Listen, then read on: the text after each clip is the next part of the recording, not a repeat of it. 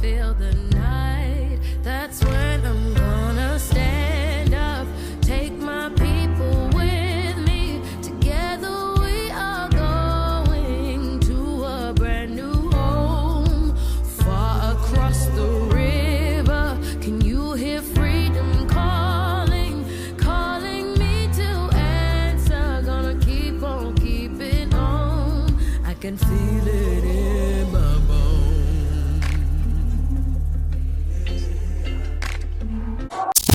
Hey, welcome to the best show on television, the Ultimate Peace Talk, brought to you by Lee Beck Entertainment, a show where we talk about peace, unity, and progress, whilst we engage the mindset of our future leaders towards peace, unity, and progress. The name is Isaac Yami, and I'm the host for the show.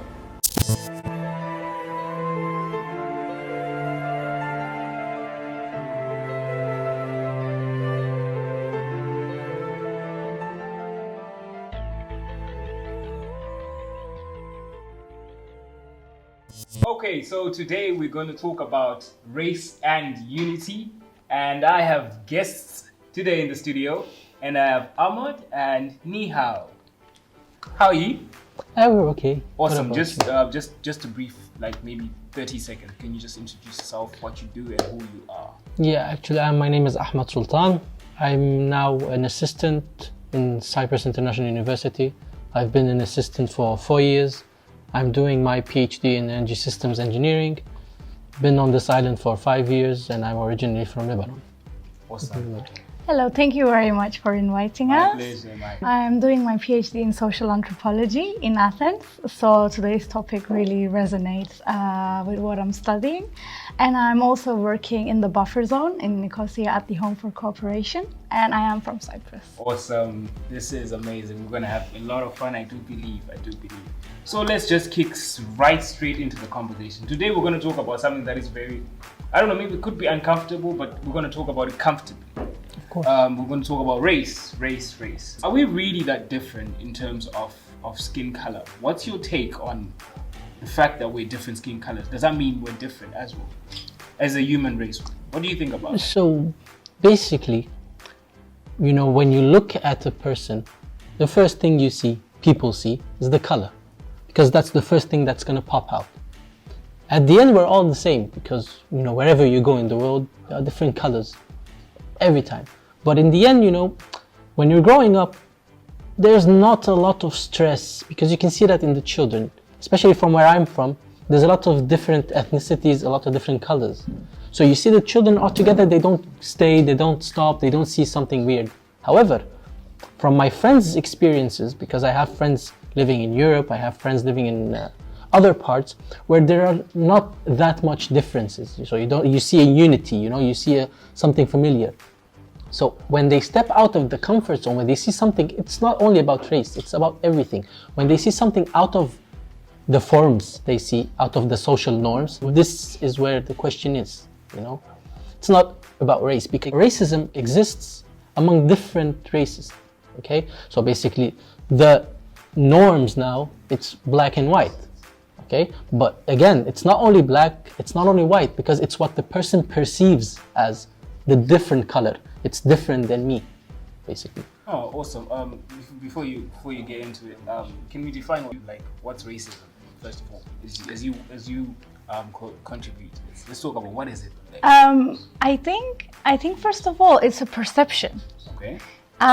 It is not something that's in the heart or in the mind, but I think it's in the observer's mind. So it's about what is associated, let's say, with a certain skin color or whatsoever. So it doesn't even, I think, depend really on the skin color, but on where the person comes from and the connotations that carries for a certain group of people, depending on where you are. So I think it's something very relative and very perceptional.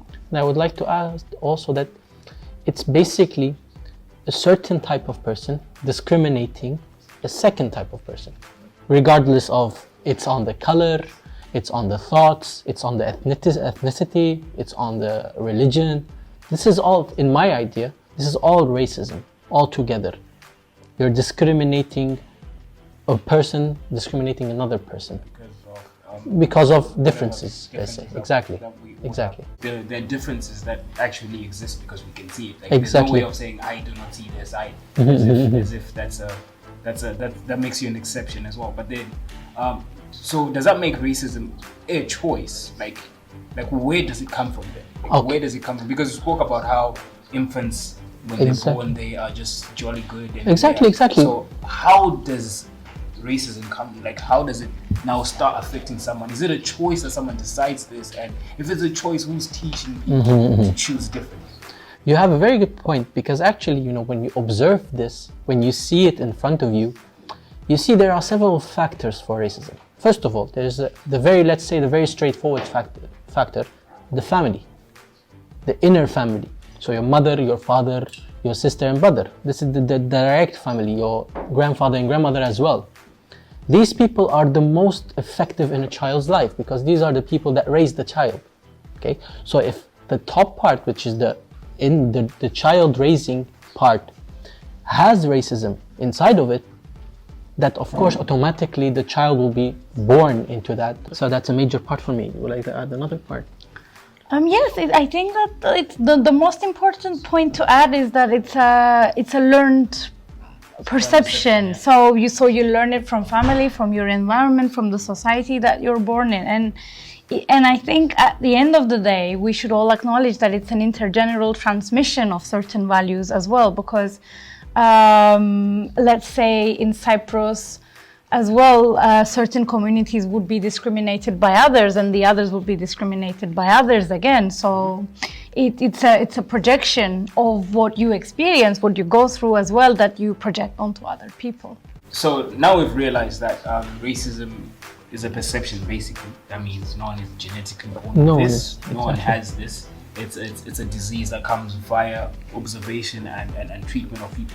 So allow me to call it a pandemic, because at this point we had corona. Allow me to say racism is a pandemic as well. And how can we cure it? Like, what are the steps forward? Can we try and see what we can do? But we're gonna really stretch apart. But then I'm thinking, as our viewers are listening to us, let's give them hints on where we're gonna go and how we're gonna actually come. I think at the end, because technology is slowly increasing. Because at the past, if some racial incident occurs, it will be hidden inside the community. The community will hide it for itself, because you have supremacy. Even from the beginning, when America first started, you have white supremacy. You have all of this, but it was hidden. It was a small contact. Now all the world has been connected, so any small incident is directly blown apart. That's number one. Number two, now you have many diversities within a community, so it's not actually a new thing. Okay, since I think, by my own ideas, it's slowly solving itself, because you have a lot of interracial interactions, people are solving it by themselves, because the wider the community gets, the wider the awareness gets, because this needs awareness. You need to step up and say, this is wrong. Because once you say this is wrong, then you know how to teach the right form. Okay? Racism is only there. It's there because we talk about it. The more we talk about it, the more we stress about it. Okay, we create a difference, but we need to also create the difference between what's wrong and what's right. I like the fact that we need to point out what's wrong and what's right, and therefore we can actually move around and find a solution. But we're not really emptying now, because there's so much to talk about now. One of the things we're talking about race and unity as well. Where do you think unity itself fits in all of this race part? Where do you think unity fits? Well, I think unity is very much related with eliminating discrimination and prejudices about a community, because at the heart of racism feeds from prejudices. You need to eliminate prejudices so that you could lead to unity. Let's say with contact. So there is the contact hypothesis that suggests that if let's say, communities that are adverse to each other come together, they would be, over time, they would be less prejudiced. But then, for this situation to be successful, you need certain criteria. If those criteria are not present, actually the opposite will take place. Like having equal social and cultural status, economic status, individual contact, so having, let's say, face-to-face relationships and friendships and etc. So I want to give an example at this point. Go on. Give us an example. I mean, I am from Cyprus myself, and I know there are many people coming from different parts of Africa to Cyprus, and they've been living here for a very long time, and I'm very aware of the issues that is present against them, prejudices that is against them from the Cypriot community. And basically, and I realized that there is actually no contact between the communities. So we live together on this part of the island, but there aren't really friendships and relationships and contact with the community. So that brings actually more and more prejudices. Let's say maybe 20 years ago, when there was no contact, there wouldn't be any prejudice. But now you see that increasing. And I think that comes from the reason that there is no contact. So I think that contact is a very important point when we talk about unity. And I can add something to that as well, being an educator. Education is at the base of the problem as well, because you have a lot of uneducated people, uneducated by what is happening in the world. That's number one. Uneducated of the basic human interactions. You need education. You need to teach people what is this, what is racism, what is it meant to be racist. You know, some people act it. They don't know this is racism. They don't know this is not racism. Okay? And plus, if you educate them correctly, if you put a basis of what is right, what is wrong, since that was the point already, you can create interconnections, you can create communities, you can create a bridge between each of the gaps. Education is very important. Education and unity. Okay, cool. Let's be uncomfortable a little bit. Let's talk about our own experiences. Of course. What are your experiences here on the island, and in regards to racism, personally, stuff that affects you and you have seen it? Like, let's talk about personal stuff now. Okay. Yeah, think about your own as well, because Don't worry. I have plenty of stories. Okay, so basically, and also I want you to tell it in a way where it also kind of leaves us with how you dealt with it. Give us something interesting in that regard. okay, we'll start a bit general, and then I will narrow it down to a more personal level, let's say. So we're in Cyprus, and particularly we're in North Cyprus.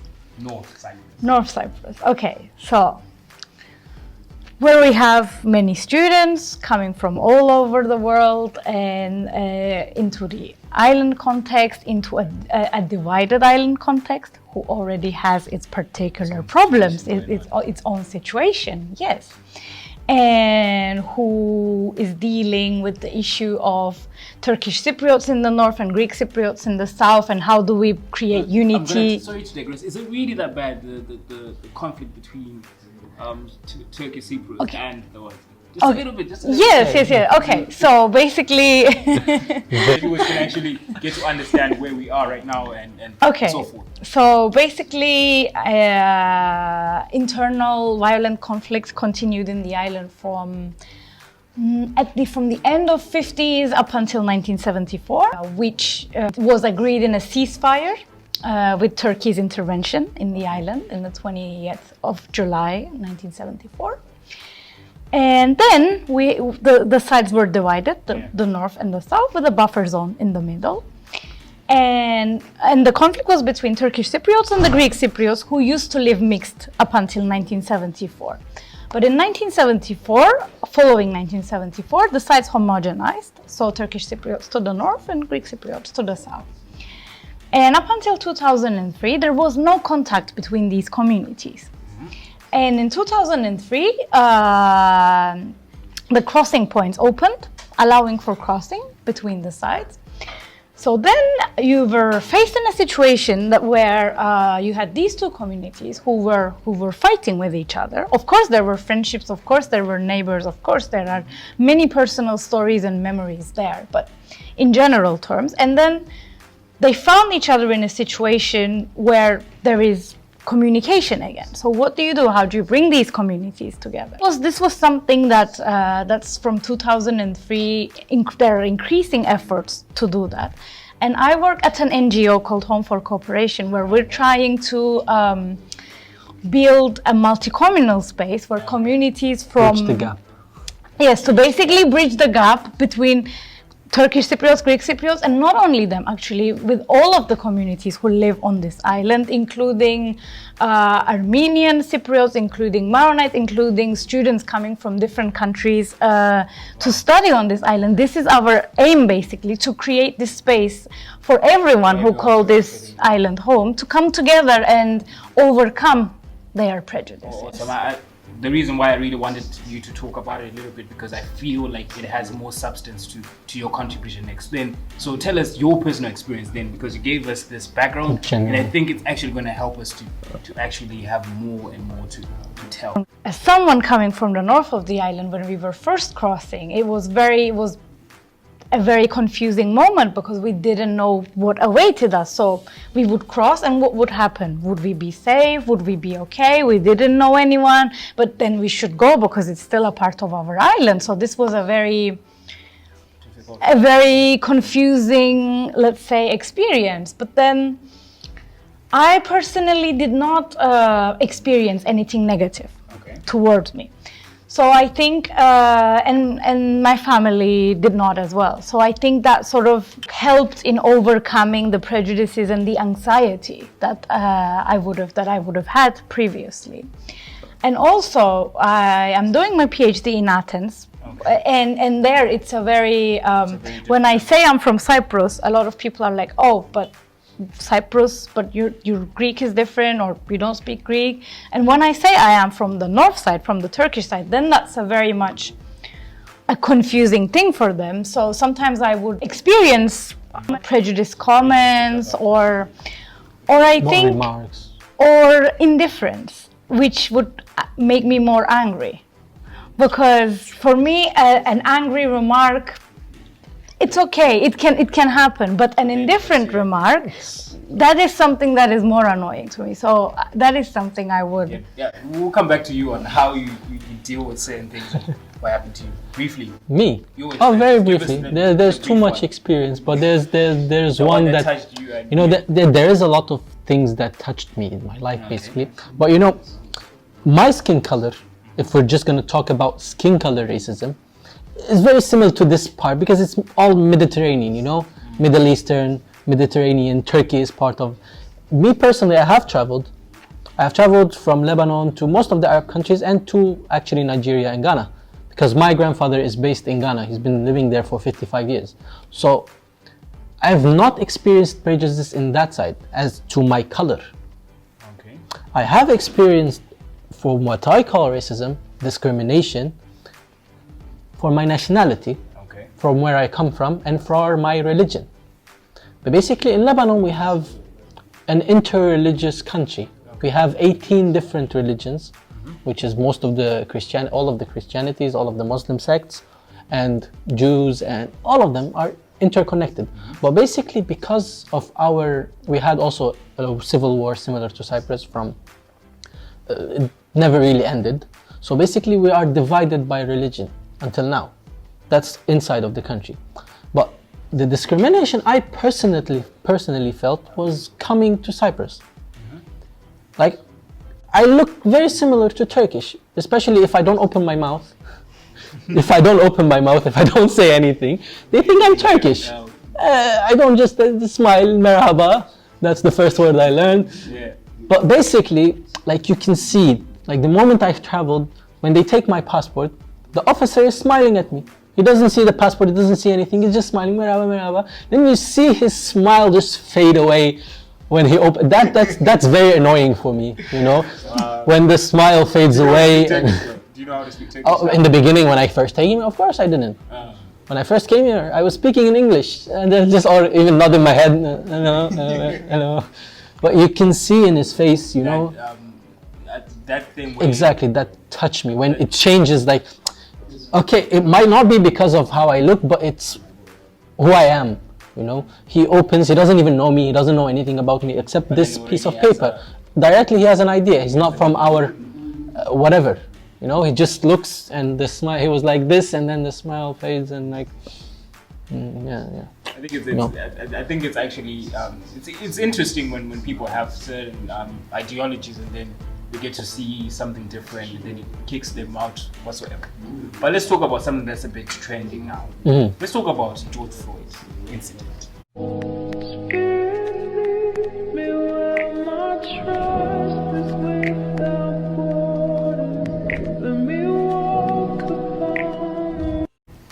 It's not the first incident. We've seen a lot, but that was I think that was the last blow. And the thing is, I think what made it even more, first of all, police brutality is nothing new in America. First of all, America is the leading country. Police brutality is it's so old. But what made it even pop more, first of all, his plead. You know, there was 3 officers. He was pleading all that, like for his life, and what happened was exactly. But I think what blew it up more is the corona as well, because everyone is sitting down, so they just connect more with each other. And the more everyone is sitting now because of the corona, we've been sitting down. Everyone is sitting to the screens. So once something like that blows up, it has all the attention directed to it. Of course. But do you think the black community reacted well enough to try and not entirely avenge him, but do you think the black community did justice in what they did, and do you think they could have done more, or what they did was adequate? What's your take on what happened after then? He was brutally murdered, and then soon after the protests and everything and stuff. Do you think the black community went through that ordeal correctly, or what's your take when you're watching all of this? When you're watching all of this happening in America, all over the world, what was your take? Like, what were you thinking about as fellow educated people? What were you coming from my country? From my country, this is something we see on a regular basis. Not especially just black people. It happens. You know, these are people, but still, when people are angry, there's no right and wrong, in my opinion. Because there are people that will just split, oh, they did this, they could have done this, they could have done that, they could have... At the end, there is no proper way to deal with someone dying, or a thing like, it's not a thing, a situation like that, a very big situation like that. You cannot have rules, oh, they were supposed to be like that, oh, they acted rashly, they burned this, they burned that. This is a natural human response to an incident that is very tragic. And what made it even more tragic, that you can see it tragically. You know, the cameras were very clear, the sound was very clear, everyone was shooting very clearly. The indifference you saw, that also pushes you. And it's not one case, it's not another case. There are so many cases. Okay, people focused on that case because it was viral and so Exactly. And other than that, I think it's a build-up, you know. They saw it, people experiences in the community. So once you need the flare, that was the flare. So everyone was waiting for something to happen. And that's the unity we're asking about. Exactly. I'm glad, because the ultimate peace talk is all about unity.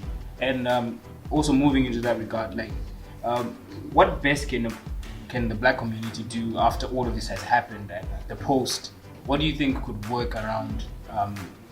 Because the situation wouldn't expect it to happen again. But what do you think the black community can do in a united way? What do you think they can do to make sure that they can move on and what do you think the black community can do? What would you like? Basically, I think we agree, like, okay, we need to prevent anything like this ever happening again.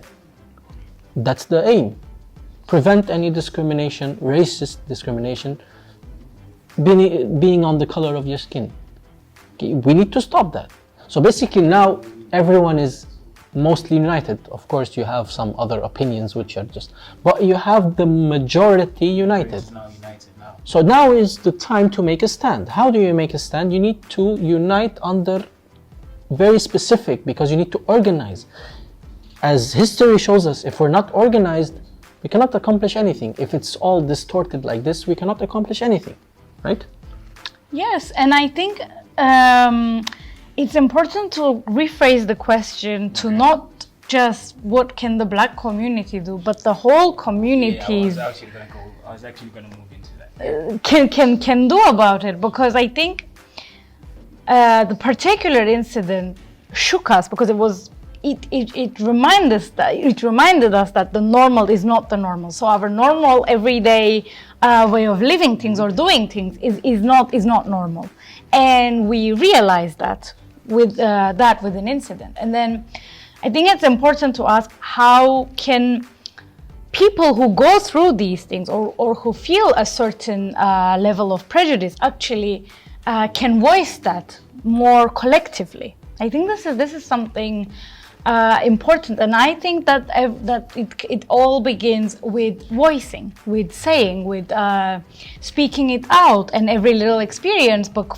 from all communities. And then I think people can realize what connects them at a more deeper and human level, which can change things and which can show us that the system that we live in is the problem, rather than taking it on a personal level. Yeah, I like the fact that it's a unified. We really need the whole world, not only the Black community, because good thing is when this outraged everybody, I don't think anybody sat down and said, no, this is not my business, because we all saw how horrific that was and so forth. And it was very sad. And moving forward, what do you think we can actually do? Like, we have protested, we have done all of these things. What do you think we can really do? Or are we adding more in the protest? Or what do you think we can do legally now? Legally, and what we've been doing? I think, legally, things are already there. The things are already there. The legislations are already there. Like, even if we're taking America, okay, the legislations are there. Like, you're entitled to this, there should be no bias, right? No prejudice. That's in the law. But we need to apply this. So that's where the problem lies, in applying this. The laws are very clear. The laws are there. But the laws haven't been protecting. Exactly. The laws are not being applied. And that is the issue. We need to look at, why aren't the laws being applied? The laws are written. Why aren't they being applied? I think the newer generation will work to that, because the older generation, because we should give up on the old generation, or because, in my opinion, you cannot teach it that much. From what I've seen personally, some people are very attached to their ideas that it takes a big effort to make, to change it. It needs a really big effort, coming from personal experience. This generation that's coming in could be some sort of savior, in the sense that they're more cleaner minds. They're more diverse. They're more exactly. There's more awareness. Let's say there's more compassion going on. There's a split. I talked to my friends. There is a split now. The split is getting clearer. A split between the old mentalities and the new mentalities. There's a clear split going on. That people are moving further away from each other. The ways of thinking are moving further away from each other. So now at least we have a small outline. You have an outline to see how are people thinking. There are two groups. There are the ways that people think this is exactly, and the way it's transforming. The gap is even moving further because of technology. The gap is moving further. So this generation where interconnections are happening, where awareness is happening, you need to unite all of this mentally and just offer a basis. This is right, this is wrong. As well. Nia, what do you think? Legally, what can be done? Or do you think, because the laws have been there and nobody's kind of following them, so what do you think we can do? What can be done? Or do you need more laws? What do you think? No, I don't think that this is something that we can solve with having more laws or less laws, because at the end of the day, it's important to ask who sets the laws and for whom are the laws. This is I think a very important question, because at the end of the day, it's the people who set the laws are not really thinking about what is going on at the bottom in a lot of countries. So I don't think that let's say if we are to go with the laws, then that would be a very imposed, let's say, solution. So I think that the result should come from the people, from people voicing things, from people understanding each other, and from people understanding where all of this comes from. I think like that it should start at a very individual level. It should start with questioning, with critical thinking on why are things like that, or why am I thinking like that, or just a simple question: where are my friends from? If they're only from my country and I'm in a very international and society, then exactly. Definitely. That's a problem. That's a problem, because I think that this is not a one-sided issue. No. It's a very collective issue, and every community has their own problems, has their own issues and own context. So the more you understand about other communities as well, the more you understand about yours too. So I think, and the more you show understanding to another community, the more you will also see understanding from them. So I think this is something that we need. Yeah. So as we round up, basically, spoke about our experiences and what's been happening and so forth, and we do believe that. I like your idea where the next generation has to be very educated into actually unlearning what we all have. I think, Isaac, the basis for it is just starting at the societal level, the society, because the internet is available. You can check. If you start within your own society, you just build up from that. I think that's why I'm saying new generation, because they have more awareness. They can check more. So once these come together, by itself, the issue will be solved. Yeah. But we cannot just sit around and say, no, it doesn't exist. I think that's the final statement. Any maybe a statement for serious thought. What do you think we can do to achieve racial equality?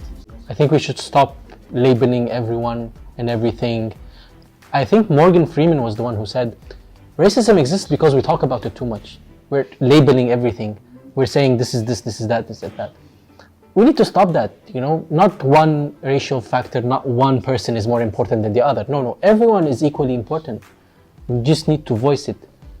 It's not one person is better. It's not a competition of who's better than who. Once you have this in your head, you will always feel superior to another person, no matter who he is. Once we have calmity, once we all reach that we are at the end all humans, we need to get in touch with our inner humans. We just need to forget about whatever the word has told us. But it was an awesome conversation, and it's actually timely because we're living in the time where there's so much racial incidences and so much disunity and so forth. And thank you very much once again. And me and the team, Ultimate Peace Talk, stay safe, peace, unity, and progress. Bye.